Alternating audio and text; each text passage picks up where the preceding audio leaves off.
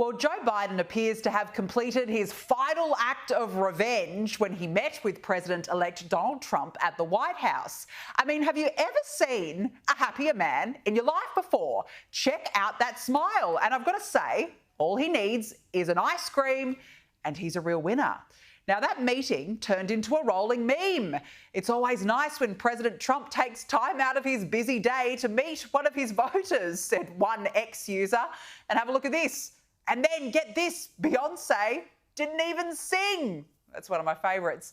Joining me now is Sky News contributor Bo Davidson. Bo, great to see you. Thanks for joining me. Joe Biden is clearly unburdened by what has been. He did, after all, put on a MAGA hat, and Dr. Jill wore red to go and vote last week. Have you ever seen a more gleeful president?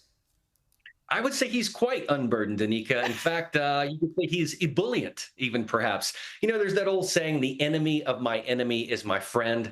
I think that's what's going on here. You know, for all of the forgetfulness poor Joe has, his dementia, the things, his age and things, this is one thing he has not forgotten. He knows that Kamala did him dirty. And that's just one thing I don't think perhaps he will ever forget, despite his age.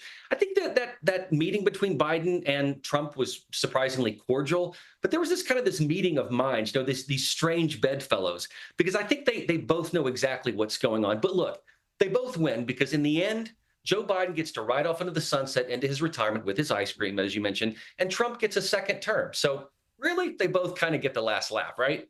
Yeah, I think you're right. A bit for both, exactly. Now, I want to talk to you about Trump's new cabinet. We'll go through some of the key picks, including, of course, Tulsi Gabbard as Director of National Intelligence. She's a former Democrat congresswoman. Marco Rubio as Secretary of State. Billionaire Elon Musk will run a new Department of Government Efficiency alongside former Republican primary candidate Vivek Ramaswamy. Fox News host Pete Hegseth becomes Secretary of Defence, and RFK Jr. will lead the Health Department. Bo, how strategic are these appointments, and what's been the reaction to RFK Jr.? A lot of them are great, Danica. Let's start off with Rubio. Excellent pick. Son of an immigrant. You know, dad was a bartender, knows communism from Cuba all too well, understands the Hamas conflict extremely well. He's going to be the embodiment of Trump's posture of peace through strength. Now let's go to Vivek and Elon. Wow, what two better non-swampers could you find to drain the swamp? I think those are excellent picks. Let's talk about Tulsi Gabbard. This is someone who is a former Democrat, but also comes from the military. But she's also surprisingly on this quiet skies watch list by the TSA. Why? Because she criticized Kamala Harris. So you know what? Returning to the intelligence community, maybe we can actually make intelligence intelligent again. Now, Pete Hegseth, I'm not too keen on, and I say that not because of any huge reason. He did lead his military platoon. He's just not a three-star general, and he was a Fox News host. He wrote a book. Great. When you're talking about 6 branches of the military, I do question that, but, you know, he might not be so bad. But he is filling his cabinet with very, very strategic picks.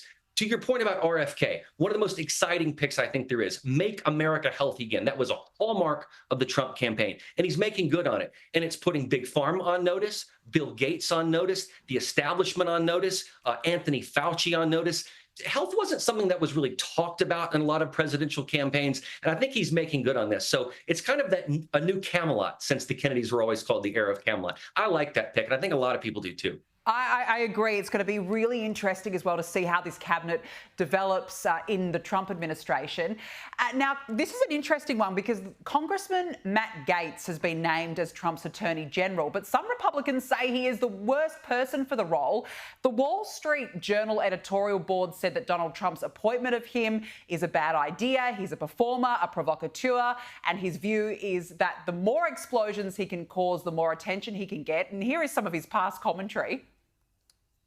Is it safe to say that based off of your comments, you're suggesting that these women at these abortion rallies are ugly and overweight? Yes.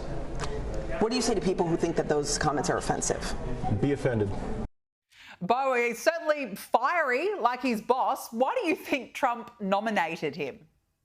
I think Trump wants to send a message. This is like a political grenade. It's a statement pick. Because Matt Gaetz is a guy who is a firebrand. He is a bit of a loudmouth. And it's symbolic, though, because he would examine the weaponization of the justice system. He'd look at the First and Second Amendments. He would look at border policy. He would look at election fraud. It's a very MAGA posture for a presidential pick. But it's also a notice to the establishment. You mentioned the Republicans that don't like him. I mean, this is the guy, if you remember, Danica, that was thwarting Kevin McCarthy's bid to be Speaker of the House. He kind of ticks off Republicans and Democrats alike. But I got to say this, he's going to face a lot of backlash. And the reason why is maybe in Australia, you don't know this, but there's an ethics investigation into him. And that was supposed to drop tomorrow and be made public, and Gaetz has resigned. As a result of his resignation, that report might not be made public. Now, it may be leaked. The Democrats may leak it, but this is something that's seriously being looked at and has been for quite some time, and always thought about Gaetz. So, you know, I think it was a symbolic pick, what Trump was trying to do. The question of whether or not he can actually make past confirmation and become the next attorney general is an entirely different matter. But I think this is probably his most controversial pick and his most extreme pick. Yeah, it would be really interesting. Now, look, no surprises here, but who would have thought ratings for left-wing media organisations have plummeted? In fact, total daily viewership for MSNBC fell by 51%. For CNN, it was 26%. Now, not that they seem to want to learn, because here was MSNBC's Joy Reid's view on Trump's cabinet. The former and future president is moving quickly to fill the clown car and round out his cabinet before he changes his mind and fires them all. Moments ago, Trump announced that he has selected Fox Weekend morning show host, you can't make this up, Pete Hegseth, to serve as Secretary of Defense, because why not? And Bo, you know, this is not true, because Hegseth actually served overseas as an Army major and was awarded 2 Bronze Stars. Are you surprised that the ratings are hemorrhaging? Well, Danica, they're either stupid or they're stubborn. Because, you know, the left and their media have one choir to preach to, and that's the left of the country, which you would say is what, about half of America? That's roughly 170 million people. Not only are they not being able to preach to half the country, they're not even able to preach to 0.5% of that number I just mentioned. So this is a time, honestly, for newsrooms to look back and look at their boards, look at their executive producers, look at their staff and say, hey, maybe we went wrong. You know what I mean? It's a time for reflection. And you hear a lot of times, Danica, that news producers and newsrooms and news media conglomerates will say, we want our station to be an accurate depiction of America, an accurate reflection. If there's no diversity of thought in your newsroom, then it is not an accurate depiction of America. It's completely one-sided. So this is a moment and time for introspection and reflection. And ABC, there's a report that just came out today that there was an all-hands-on-deck meeting talking about we've got to get more conservative commentators because they realize their flaw. They realize the hubris that they've had for so many years. And they're like, listen, this isn't even a political message. This is going to be an economic decision we're about to make. So I give ABC credit. We'll see whether they do anything. But really, this is a watershed moment for the media. They're declining, and they're going to continue to decline unless you have diversity of thought. Yeah, and I think that that's what Trump's re-election has told the world, that you need to have that diversity of thought. Bo Davidson, always wonderful to speak with you. Thank you so much for joining us on the show. Likewise.